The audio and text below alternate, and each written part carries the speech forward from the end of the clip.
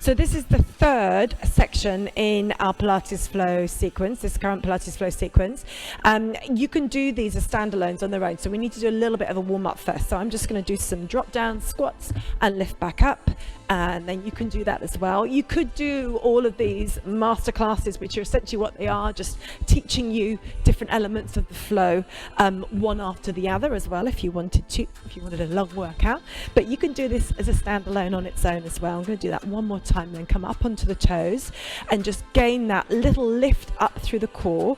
Or you could do one of these a day. Do number 1 on Monday, and then number 2 on Tuesday, and then number 3 on Wednesday, and etc. And then do the final one all together once you've gone through all of these ways of just learning how to do this flow really, really well. Okay, now I'm going to just do a tuck and roll now and just roll down to the floor and just release and relax. And then we're going to talk about where we're going to start from.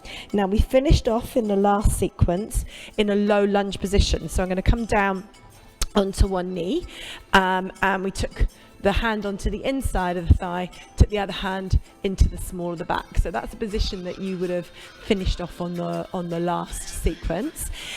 Now from here we're going to go into a side plank. So I'm going to turn around because a side plank is a side view. So I'm going to show you what it would look like side on to this camera. You don't have to move, but you can just see what I'm doing. So you've got various versions of doing your side plank. You can be on a knee and on a hand and reach your arm up. And what we tend to do on the offset is just do some thread the needles, because it's nice to, again, warm the body up. So this is another way to get your back moving. So do some thread the needles with me. Now, if you have any issues in your wrists or in your forearms, you can come down onto your elbow. The important thing is that your elbow and your shoulder are in line as you're doing this, yep? So make sure the shoulder and elbow are in line. So that's your alternative. Or you could, of course, do a full plank position, and even on your hands, come up and do a full plank position here. So your choice, find a position that works for you. We're then going to come up and hold that position. And then from here, we go into what I call a leg pull. It's going to look like a press-up position, yep? Or you could call it a plank, an extended arm plank position as well.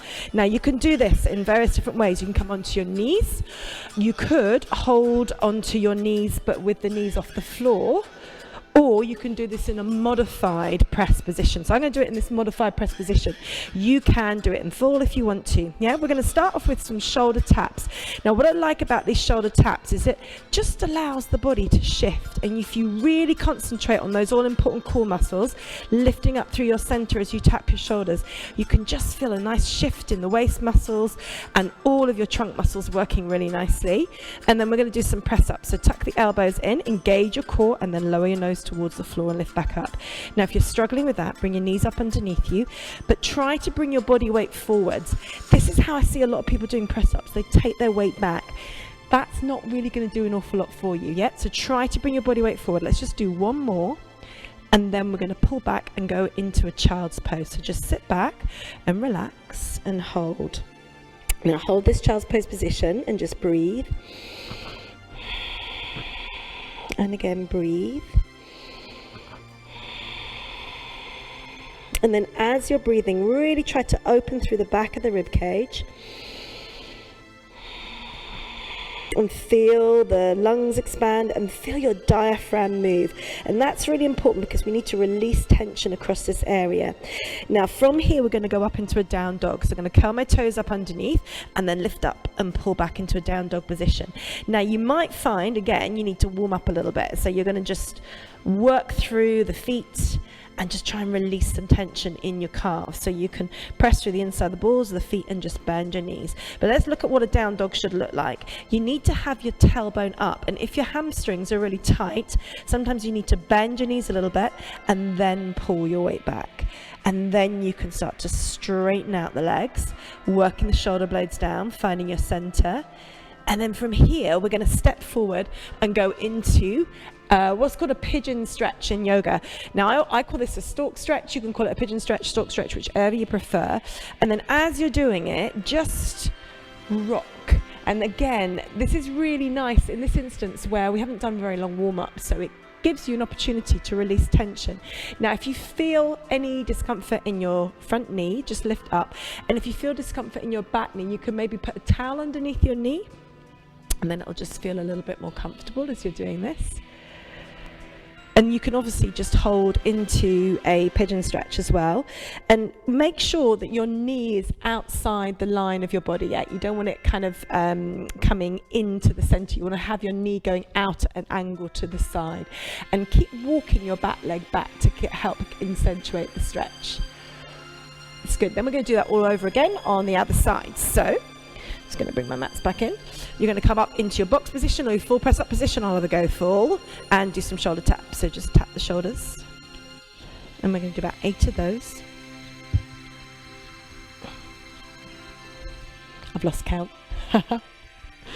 And then we're going to do some press ups. Let's try 8 this time. So tuck the elbows in, work the shoulder blades down, lengthen your neck, lift in through your core muscles and lower down and lift back up.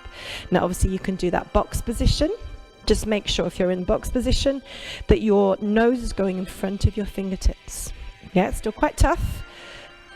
Or you can do a full press up position. Because this is quite a narrow press position. It's really good because it works, drawing the shoulder blades down, works into the back muscles. But what you can do is a half press on the way back up. So lower down full, put the knees down, and then lift back up. And then lower down full. And then put the knees down and then lift back up. And then you're going to pull back into your down dog. So lift up and pull back. Send your weight back, work the shoulders down. Now I'm going to show you some variations now on this. These are very advanced. So you're only going to do this if you're at a stage where you want to advance your Pilates. And this is just to give you variations that we'll also show in the full flow. Now we work into what's called a 3-legged dog. And that means taking one foot off the floor.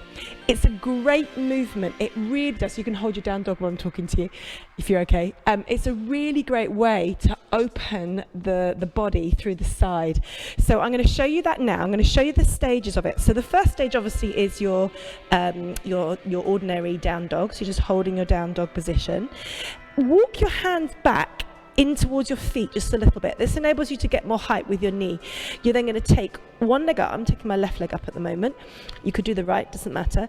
And then just pulse up, trying to feel your buttocks squeezing. So you're trying to lift up and squeeze into your buttocks. Try to allow your right heel to drop as you do this. But this glute squeezing is really integral to being able to get a 3-legged dog correctly, because often people work with their knee down here and you need to feel your buttocks squeezing. And sometimes you need to just do this movement until you start to feel it. Once you can feel your buttock, you can then lift up and go over. And I call this the scorpion. I know it's called a 3-legged dog in yoga, but I call it scorpion because you're kind of lowering your leg into a scorpion's tail position with your toe pointed. And this is what gives you this lovely length. Just allow your leg to go over to the opposite side and feel the weight gravity pulling that leg over to the opposite side, and that's what gives you that lovely lengthening feel. And then we can go back into our pigeon stretch, holding this position here, or we've got some variations. So what you can do is cross your leg over, and feel length going all the way down that leg, which is one way to do it. And then another version is to lift up and do what we call a scissor plank, which is a really tough version to do. So obviously you've gone from a stretch, which is into the hip, to a stretch which is into the hip and down the side of the leg, into a pure strength move, which is not a stretch at all, although you're getting length in your body, which is still nice. So you've got lots of variations that you can do there.